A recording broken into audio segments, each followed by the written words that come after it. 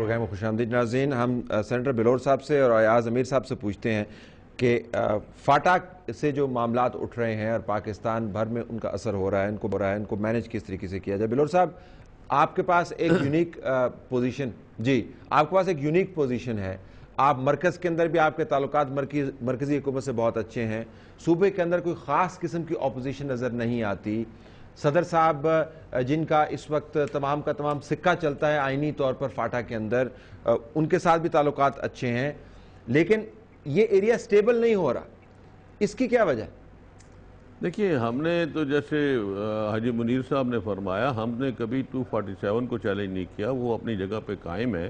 ہم اس کو نہیں کہتے کہ اس کو 247 جو ہے اس کو ہم چیلنج کر رہے ہیں. ہم نے تو یہ کہا ہے کہ اگر فاٹا کی عوام اگر کوئی چاہتی ہیں تو we can give them 25 seats in the provincial Pakhtunkhwa assembly.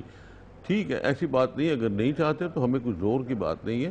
جہاں تک حالات ٹھیک ہونے کا تعلق ہے, حالات ٹھیک جس طریقے سے ہمیں آپ کو میں بتاؤں, جیسے بھائیوں نے یہ کہا ہے کہ یہ طریقہ تبھی ہوگا ٹھیک ہونے کا کہ ساری پارٹیاں اسٹیک ہولڈر بیٹھیں اور بیٹھ کے فیصلہ کریں کہ اس کو ٹھیک کرنا ہے یا نہیں کرنا.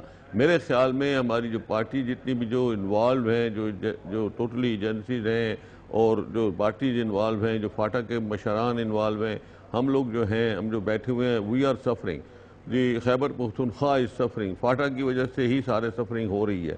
تو جو یہاں سے آدمی اٹھتا ہے وہ 3 جگہ کے بیگ کے اوپر جا کے فاٹا میں چلا جاتا ہے, میران شاہ میں چلا جاتا ہے. تو وہ مقصد یہ ہے کہ اس میں اگر سنسیئرلی بیٹھ کے اس کو کوئی حل کیا جائے, اگر ہمارے یہ نمائندہ جو ہیں, اس وقت 20 آدمی جو بیٹھے ہوئے ہیں اپنے پارلیمنٹ میں, اگر یہ ساتھ ان کے مشران کو بٹھائیں اور باقی جو سٹیک ہولڈر ہیں, سٹیک ہولڈر سے مراد یہ ہے کہ اگر آرمی, ISI, میں let me tell you openly, اگر ان کو بٹھائیں, پریزیڈنٹ کو بٹھائیں, خیبر پختونخوا کے گورنر کو بٹھائیں, CM کو بٹھائیں اور بیٹھ کے فیصلہ کریں کہ یار کیا کرنا ہے, الٹیمیٹلی کیا کرنا ہے, how long we have to face all these. اچھا, اگر میں آپ سے یہاں سے صرف ایک جملہ وضاحت چاہوں گا آپ سے, یہی نقطہ میں اٹھانا چاہ رہا تھا اور آپ نے وہ بیان کر دیا. ان معاملات کے اوپر اگر ریزولوشن آئے, ان معاملات کے اوپر اگر انیشیٹو سامنے آئے, تو کیا وہ زیادہ مفید ثابت نہیں ہوگا ان حالات کے اندر؟ اگر صوبائی اسمبلی ایک فرض کر لیتے ہیں, ایک ریزولوشن پاس کرے کہ ہمارے ارد گرد کے حالات بڑے خراب ہیں, ہمیں یہ لایا عمل اپنانا چاہیے, وہ زیادہ فائدہ مند نہیں ہوگا؟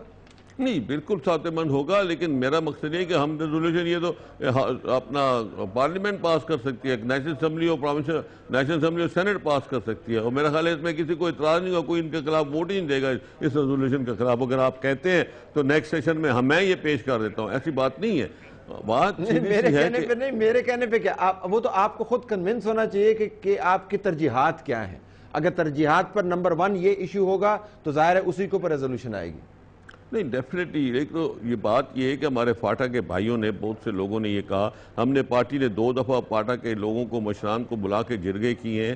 اس پارٹی باچا خان مرکز میں ہم نے جرگے کیے ہیں, اس میں یہی کہا ہے کہ ٹھیک ہے ہمیں نمائندگی نہیں ملتی, ہمیں نمائندگی. جو فاٹا کے مشران وہاں بیٹھے تھے اور لطیف افریدی صاحب اس کی صدارت کرتے ہیں, وہ ہماری طرف سے مشر ہیں, اور وہ جو بیٹھتے ہیں انہوں نے یہی کہا کہ ہمیں نمائندہ. اس لیے ہم نے کہا کہ چلیں ٹھیک ہے یار 25 سیٹوں کی نمائندگی دے دیتے ہیں فاٹا کو. اگر فاٹا والے 25 سیٹوں کی نمائندگی مانگتے ہیں پروونشل اسمبلی تو ہمیں کوئی اعتراض نہیں ہے, لیکن اس میں یہ ہوگا کہ پھر پروونشل اسمبلی کے جو پروونشل لا ہے, جو law of the country, that will be also applied over their.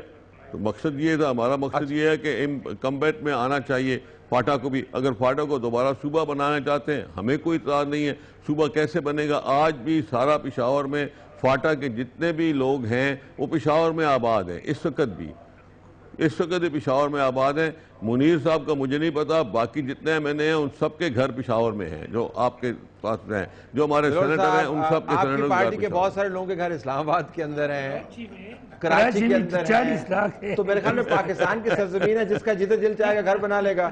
نہیں سر, آنکھوں پہ ہر ایک کا حق ہے. ہمارے اس میں کوئی شک نہیں ہے کہ ہمارے بہت سے لوگ یہاں سے نکل کے گئے ہوئے ہیں اسلام آباد. میرے اپنے پوتے گئے ہوئے, میں نے آپ خود بھیجا ہوا ان لوگوں کو اسلام آباد یہاں کی کرائسس. اچھا, مجھے ایاز امیر صاحب میں آپ سے یہ جاننا چاہوں گا کہ جو خواہش ہے, سیاسی خواہش, وہ لگتا ہے آسمان سے بات کر رہی ہے. جو سیاسی ایجنڈا ہے وہ آسمان کے قریب وہ اڑان کر رہا ہے, اور جو پرفارمنس ہے وہ ہمیں زمین پر نظر نہیں آتی. جو ترجیحات ہیں ہماری درست نہیں ہے سیاسی ڈیبیٹ کی. ذرا اس کے اوپر کمنٹ کیجئے گا. طلعت صاحب، جو ہمارا پرانا ٹرائبل ایریاز میں ملکی سسٹم تھا، طالبان نے اور شدت پسندوں نے ایک ایک کر کے ان سارے ملکوں کو مار دیا. یہ تو ایکیڈیمک سی بحث ہے کہ ہم اسے ضم کرنا چاہتے ہیں. وہاں پہ جائے گا کون؟ وہاں کوئی پولیٹیکل ایجنٹ اپنے دفتروں سے باہر جا نہیں سکتے. وہ جو پرانی کاروائیاں کیا کرتے تھے اور ان کے کہنے پہ گھر جو ہے ملیا میٹ ہو جاتے تھے، پولیٹیکل ایجنٹ کی وہ جو ہے روایتی طاقت وہ تو رہی نہیں ہے.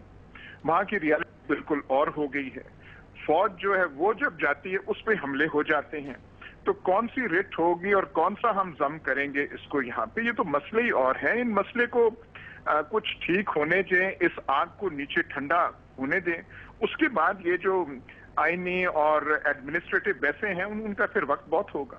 ابھی اورگزئی صاحب سے میں دوبارہ آتا ہوں بریک کے بعد، لیکن آپ طلعت بھائی میں جو انہوں نے کہا بالکل صحیح کہا، انہوں نے بالکل صحیح کہا. یہ جو آج جو یہ کہہ رہے ہیں انہوں نے اس میں کوئی بات غلط نہیں کہی. جو انہوں نے کہا حالات اس وقت اتنے ہی خراب ہے وہاں کے، جو ہمارے، میں نے پہلے کہہ چکا ہوں کہ ہمارے سینیٹر اور ایم این اے صاحبان جو ہیں وہ اپنے علاقوں میں جا نہیں سکتے، ان میں سے میجارٹی آف دیم. ٹھیک ہے، اوکے، لیٹ میں بریک کے بعد اس معاملے کا سرا کہاں سے پکڑیں؟